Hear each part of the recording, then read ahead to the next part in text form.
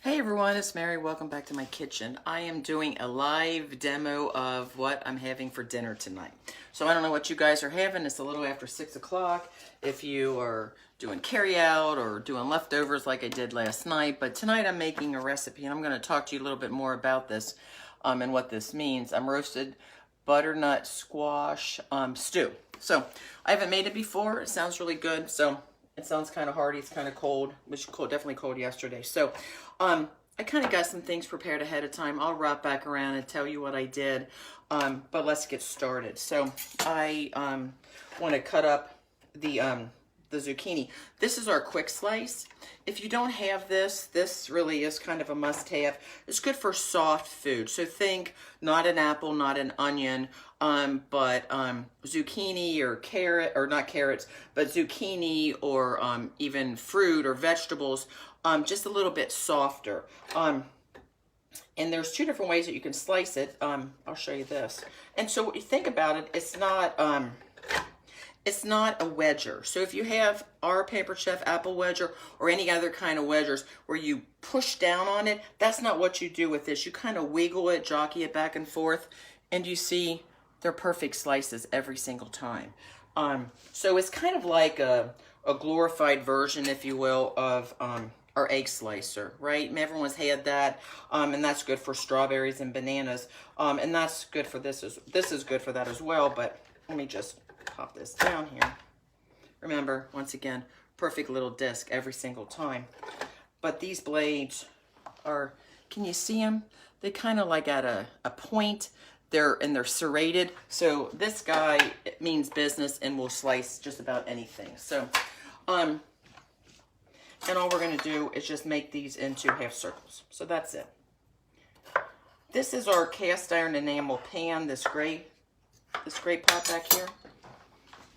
And I've got some olive oil in it, heating up. We're going to do the onion. This is our manual food processor. And there's 3 blades in it, and they're all on different levels. Do you see that? So which makes it really nice. So it's not like our food chopper, which is wonderful, right? It has this, it certainly does a great job. But with this guy, it kind of rotates things around. So you can chop like I'm getting ready to do here tonight, but you can also mix things. So think guacamole, think some salsa, things like that. So I'm just going to do about that much. And you unlock it. Uh-oh. Make sure it's all together. And that's it. Super easy to do. And you see, they're perfectly done. So I'm going to put these onions in here and get them going. So these 2 things are dishwasher safe. This lid is not. You just hand wash this top of it and it's perfect. Super easy, especially if you like to camp or outside, you have an RV, it's great because you can, or tailgate, you can take it outside and you don't have to worry about blending or, plugging it in. I need that onion thing. Julie McCoy, you do need that onion thing. And to be honest with you, this was a number of years ago. When it first came out, I was like, I don't get it. And I hated that thing. I threw it down the basement. I never used it. Like literally never used it. And then a while ago, a year or so ago, I watched another consultant. It's our garlic press. I remember you don't have to peel the garlic clove. So, but anyway, I actually watched another consultant like rave on and on and on and on about that slicer like a crazy person, and I'm thinking, what am I missing here? Like, she sold me on it and I had the dumb thing in my basement. So I pulled it out of the basement and started using it. It works great. And I really do think it had to do with, because I was thinking of it as like a wedger, right? Where you just press down on it and not rocking it like you're supposed to do. So since I've been doing that, it's been working great. So, so we've got that. We've got the onions. I'm going to grab this garlic here and pop it in here. I will put the recipe below this video once I finish it up. And we've got that. Okay. And the cinnamon plus. So as like I said, it's called a roasted butternut squash stew. Is the recipe, and it calls for a little bit of cinnamon plus. I roasted the squash a little bit earlier today. So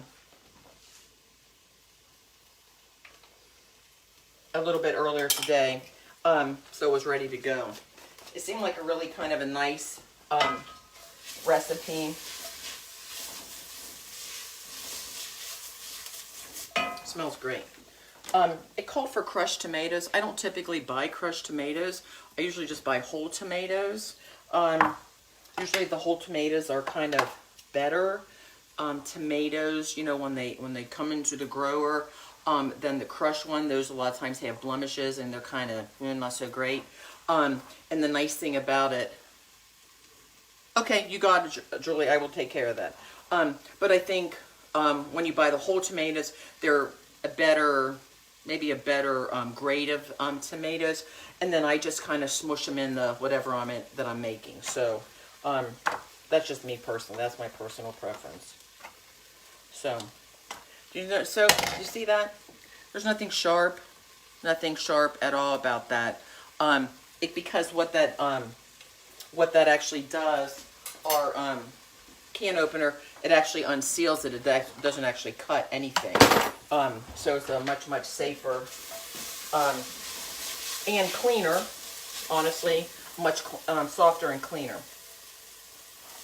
So I've got these tomatoes, right? And they called for crushed. This is our mix and chop. Everyone should have at least one of these things. I think I saw a statistic from Pampered Chef. I think 6 homes out of 10 in America has a mix and chop, and for good reason, because it's a fabulous product.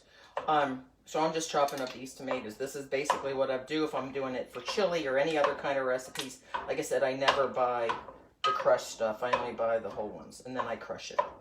So we'll plop it in there. And it calls for chickpeas. Sorry, that's my tile. I'm trying to figure out what tile I want for my backsplash, and it always keeps falling. Chickpeas. It also says that you can use like cannoli beans if you want to, but I just had chickpeas, and that was the first one I grabbed. So we're adding those. And it also said in the recipe as well that if you wanted to use sweet potatoes instead of the butternut squash, you can change that out. I just decided that I was going to follow the recipe exactly. And the broth. This is just some vegetable broth. And we're going to mix it around. And we're going to bring it to a boil.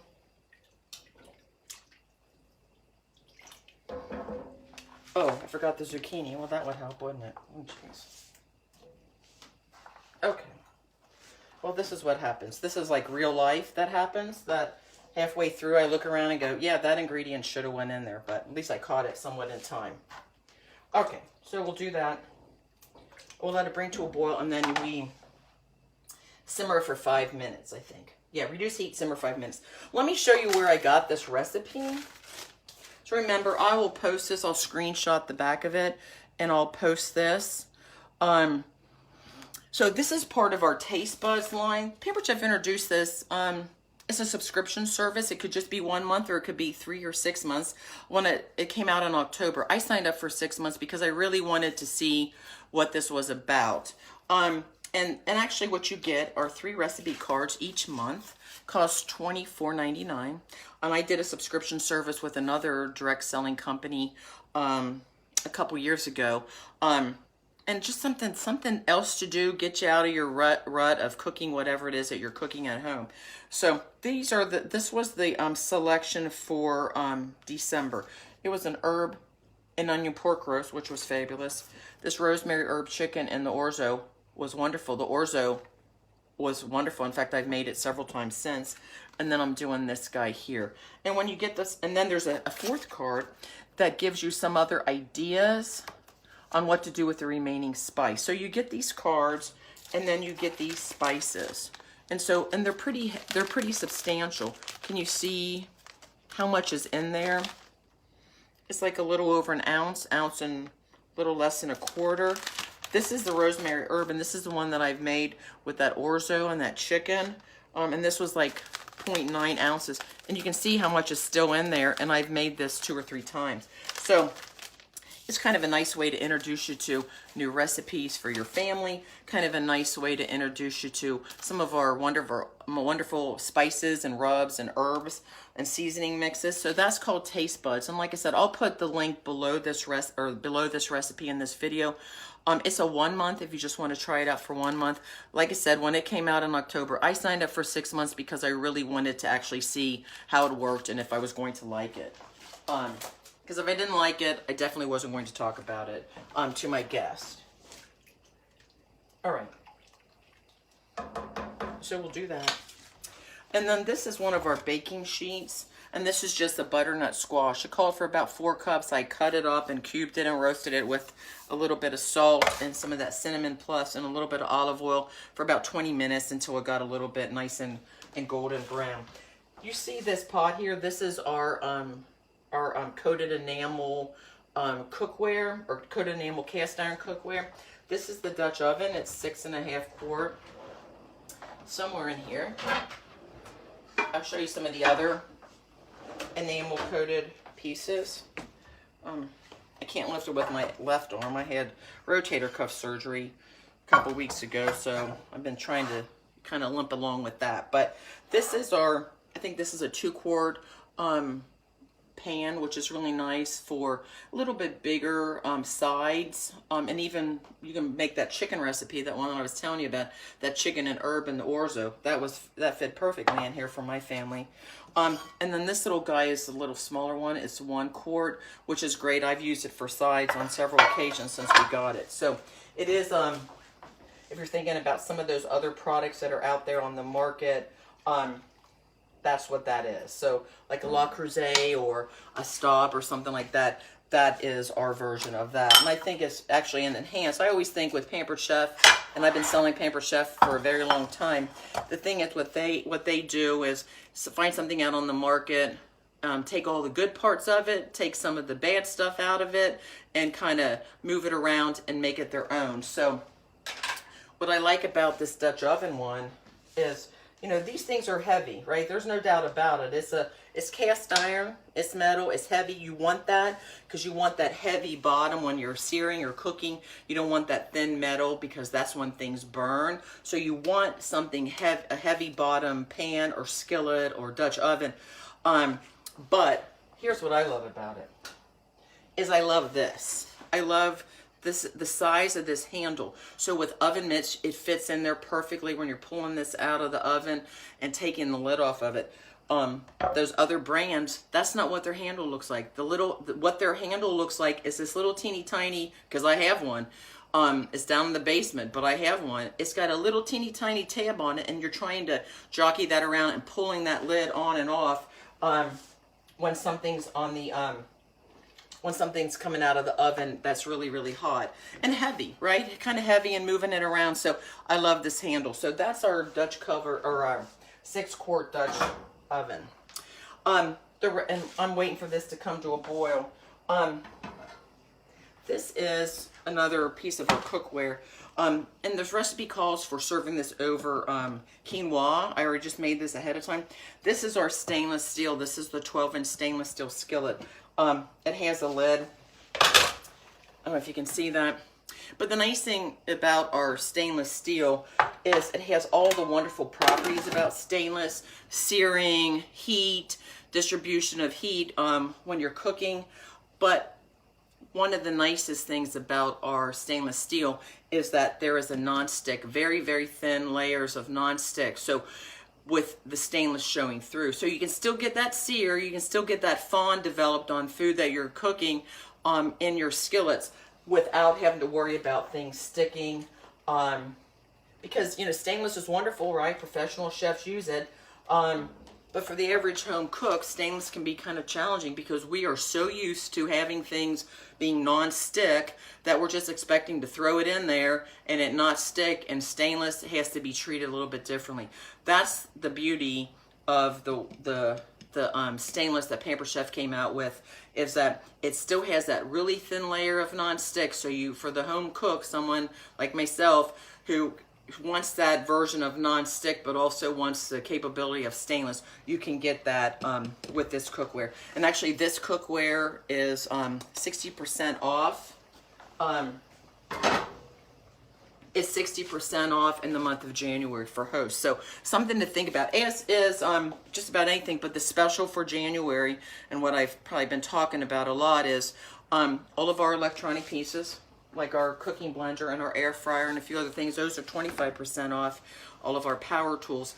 But the special for hosts this month in January is our stainless steel cookware is 60% off for you. So I think that skillet, I think, is $70 or maybe $80. So it's well off of the retail price of it. Oh, and it's dishwasher safe. And oh, there's a lifetime guarantee on that cookware. So just something to be thinking about. So I think I'm gonna pull this recipe. I think this is basically done. I think it's a lot of simmering. Yeah. I'm going to add the squash to it, and it also calls for some spinach leaves. So let me pull this over here and pop this in here. It calls for 2 cups of spinach leaves, and like I said, it says you can I'm doing it over quinoa because I'm just doing what the recipe said, but certainly anything that you want. I got some cilantro that I'm going to serve it, and I roasted some fresh cashews, so they're a little bit crunchy and crispy. I guess I'm going to get these guys here, and I'm going to serve that over top of it, and I'll post a picture of it